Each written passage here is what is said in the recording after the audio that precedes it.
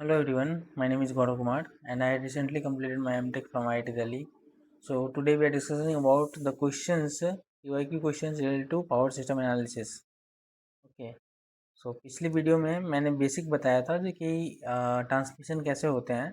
इस वीडियो में हम क्वेश्चन के थ्रू समझेंगे कि कैसे न्यूमेरिकल प्रॉब्लम आते हैं गेट में और how to solve this numerical questions with the easy method. Okay, so the first question says that the transformer connection given in the figure balance three phase circuit where the phase sequence is ABC, the primary to secondary turns ratio is 2:1. Okay, the IA IB IC equal to 0, then the relationship between IA and IAD. Okay, IAD और IA के बीच में relation पूछ रहा है. Okay, so first हम क्या कहते हैं, गिवन क्या है हमारे पास, N1 और N2 में क्या है, 2:1 का रेशियो है. Okay, and IA plus IB plus IC equal to 0. तो करेंट ट्रांसफार्मर में क्या होता है, देखो करेंट ट्रांसफार्मर में ऐसे डिनोट कर रहा हूँ. करेंट ट्रांसफार्मर में I1 by I2 equal to N2 by N1. Okay, तो हम लिख सकते हैं IA by IB, one second, IA यहाँ पे इसका current IA divide by IA equal to क्या हो जाएगा, देखो ये प्राइमरी टू सेकेंडरी है, प्राइमरी में कितना था 2:1, तो यहाँ पे हम ले रहे हैं 1/2.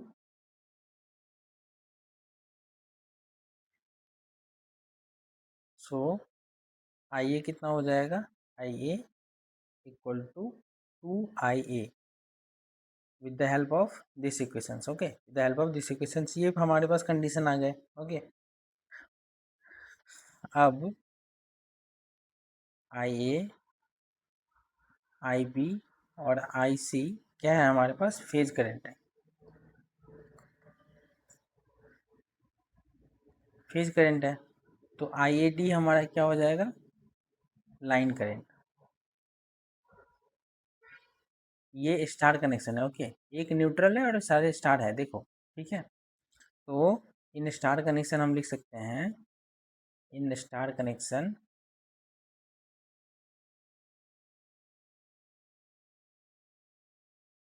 क्या होता है, स्टार कनेक्शन में line current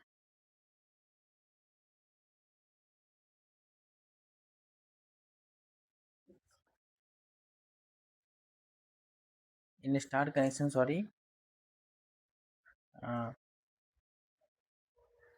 in delta connection, sorry delta, in delta connection line current क्या होता है, √3 into phase current. Okay, √3 into phase current. तो IAD क्या हो जाएगा हमारे पास, √3 इंटू IA, √3 इंटू IA. तो IAD हमारा क्या आ रहा है, IAD 2IA. देखो IAD हमारा क्या आ रहा है, √3 इंटू IA, ये गिवन है. और यहाँ पे हम क्या करेंगे, इसको जब हम पुट करेंगे इसमें तो कितना आएगा, IAD equal to 2IA. So one second, IA equal to 2IA put करेंगे तो क्या आ जाएगा हमारा, IAD आ जाएगा √3 into IA equal to 2IA given है. तो 2IA, तो हमारा IA divide by IAD, I divide by IAD क्या आ जाएगा, 1/2√3. 1/2√3 आ गया. तो कौन सा ऑप्शन सही लग रहा है, देखो ये दोनों ऑप्शन तो सही लग रहे हैं, ये दोनों ऑप्शन रॉन्ग है. अब हमें चेक करना है कि ये लीड्स कर रहा है, ये लैग्स कर रहा है. ठीक है, तो उसको समझने के लिए हमें सबसे पहले क्या करना होगा, पहले मैं इसको थोड़ा सा रब कर देता हूँ. ठीक है, आप स्क्रीनशॉट ले लो इसका. इसको थोड़ा सा रब कर देता हूँ जिससे हमें स्पेस मिल जाएगी। Okay,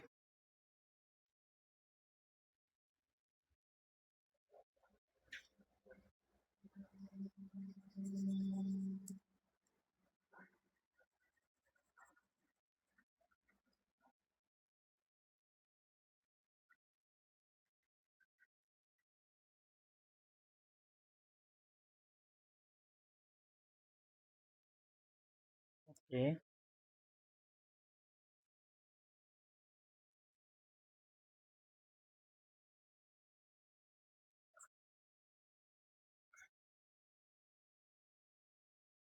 okay. इसका कॉन्सेप्ट क्या कहता है? बैलेंस, अगर बैलेंस्ड गिवन है क्वेश्चन में, balance three phase current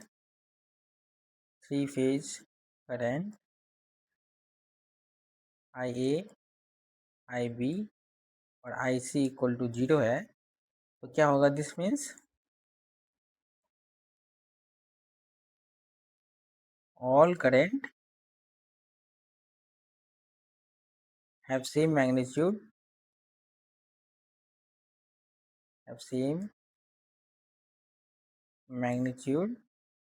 okay, and phase difference कितना आएगा उसका? 30 डिग्री आएगा। ओके, फेज डिफरेंस 30 डिग्री आएगा, बट 30 डिग्री वो लैग्स होगा कि लीड्स होगा, उसको देखने के लिए हम फेजर डायग्राम ड्रॉ करते हैं। ओके, फेजर डायग्राम ये किसका आ जाएगा? स्टार का, आई ए, आई बी और ये आई बी और ये आई सी। ओके, एंड नेक्स्ट हम फेजर डायग्राम ड्रॉ करते हैं डेल्टा कनेक्शन के लिए। ये डेल्टा कनेक्शन के लिए तो क्या आ जाएगा?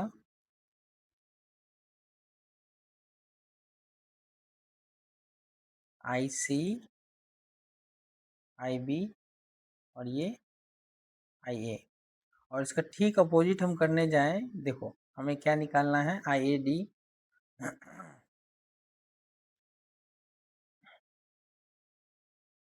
1 सेकेंड,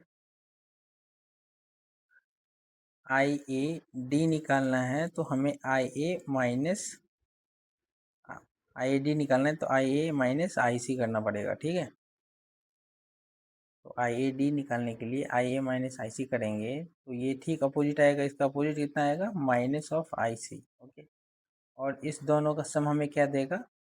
ये, और इस दोनों का सम हमें क्या देगा? आई ए सी,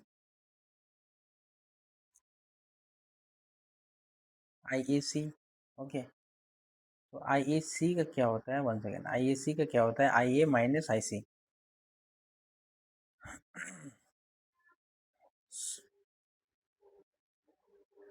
सो हम फ्रॉम डायग्राम कह सकते हैं, from diagram A B C, और देखो ये आई ए डी किसकी किसके बीच में है? ए और सी के बीच में है, तो हम इसको I A C equal to I A D बोल सकते हैं। ओके, तो फ्रॉम डायग्राम हम क्या बोल सकते हैं इसको? I A D lags I A by 30 degree. Okay, तो इसका क्या आ जाएगा हमारे पास? I A D equal to 2√3 I A angle of -30 degree.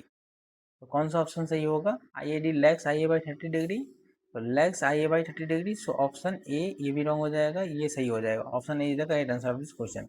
देखो सिंपल सा सोचना पहले क्या है, देखिए क्वेश्चन अगर गिवन दिया रहे उसमें I A plus I B plus I C अगर 0 रहे, तो इसका मीन्स होता है देखिए all current have same magnitude.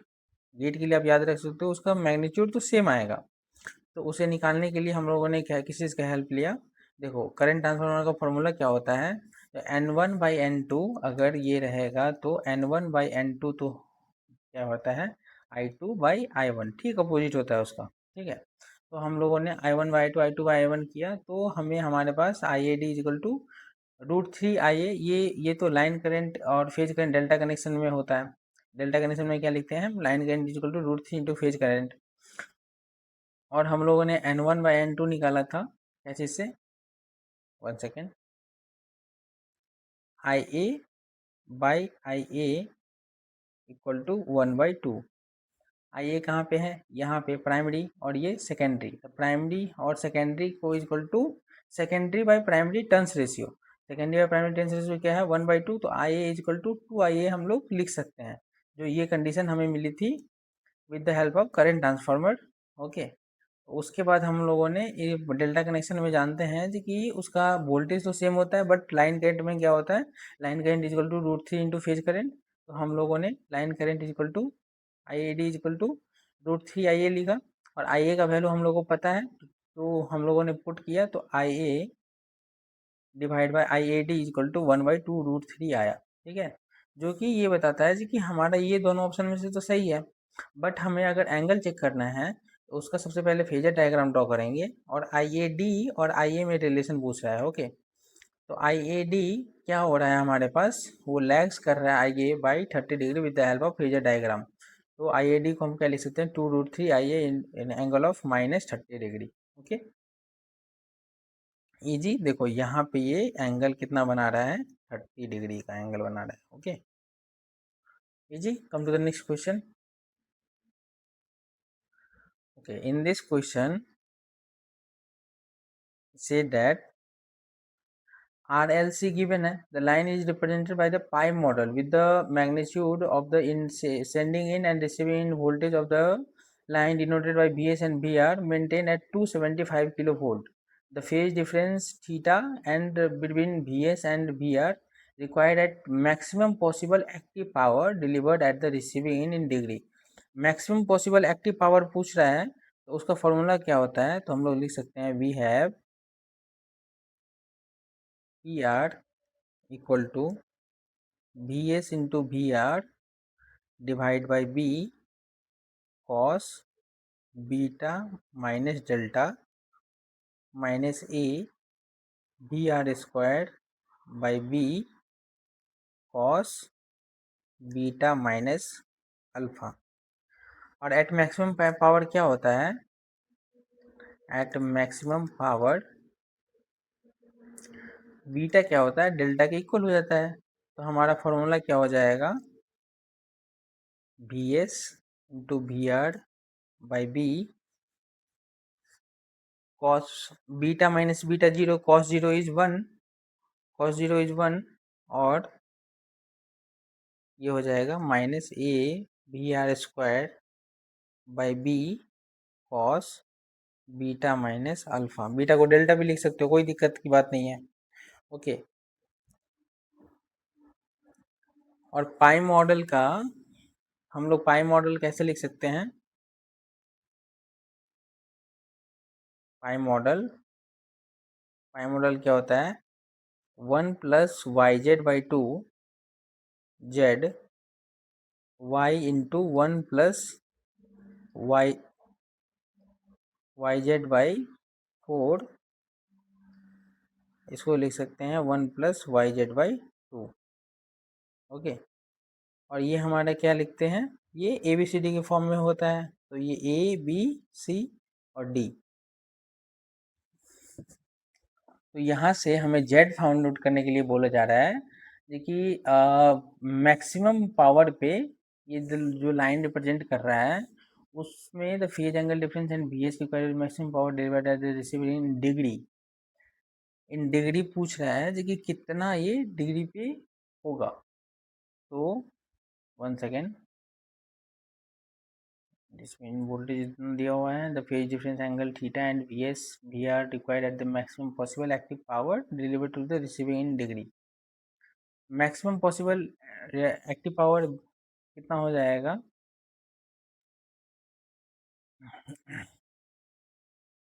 B हो जाएगा Z, B equal to Z, और B equal to Z, Z को हम क्या लिख सकते हैं, R plus G omega L. Okay, तो जेड इक्वल टू आर कितना गिवन है हमें, 0.035, बट इसको लेंथ से भी मल्टीप्लाई करना पड़ेगा, क्योंकि लेंथ यहाँ पे देखो 400 किलोमीटर दिया हुआ है।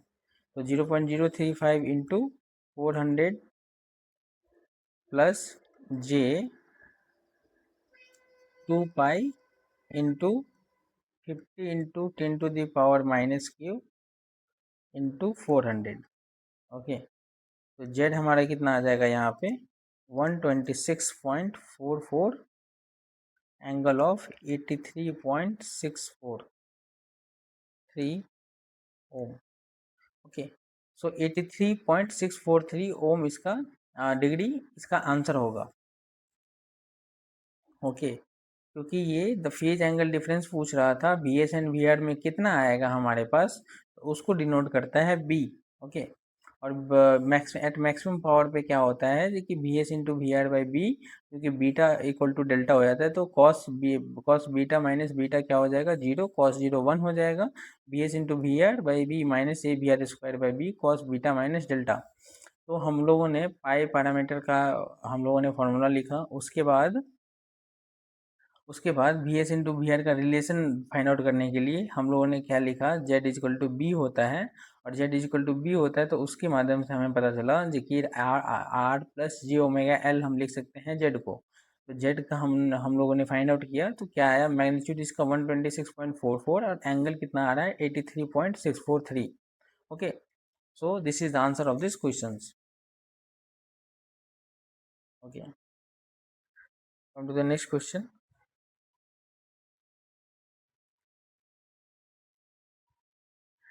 इसमें पूछ रहा है consider that the no shunt parameter connected to the of the bus which of the following can not be true, which of the following can not be true बता रहा है, जो ट्रू नहीं होगा। ओके, तो सबसे पहले हमें क्या फाइंड आउट करना है कि ऑप्शन में देखो, line charging capacitor of finite value is present in all three lines. Finite value all three line से प्रेजेंट है कि नहीं है, ये हम सबसे पहले चेक करते हैं।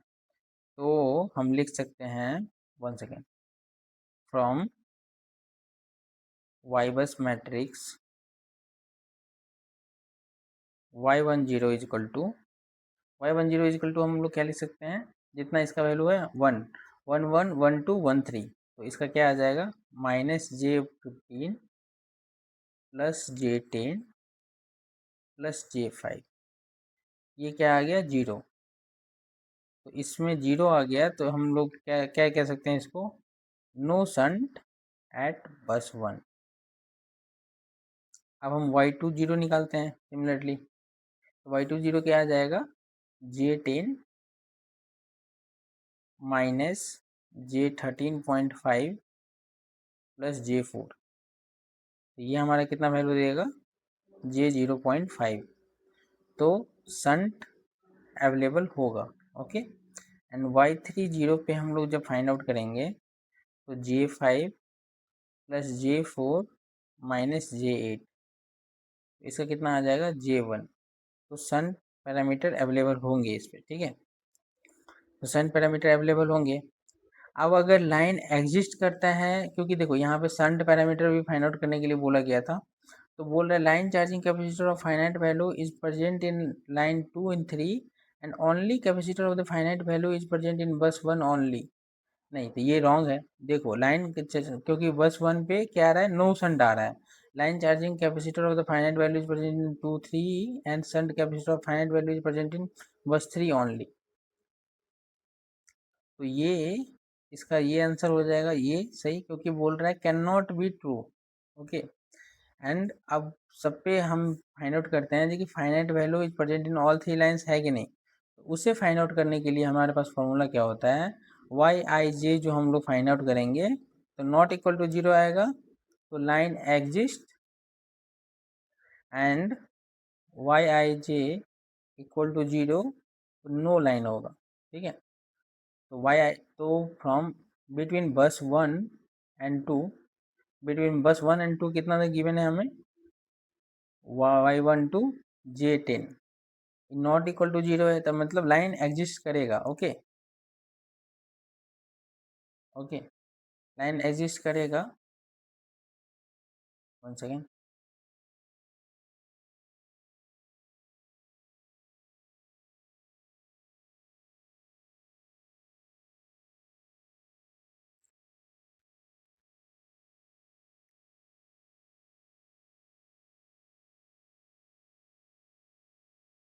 ये इसका आंसर, ये इसका कैन नॉट बी ट्रू होगा, ठीक है।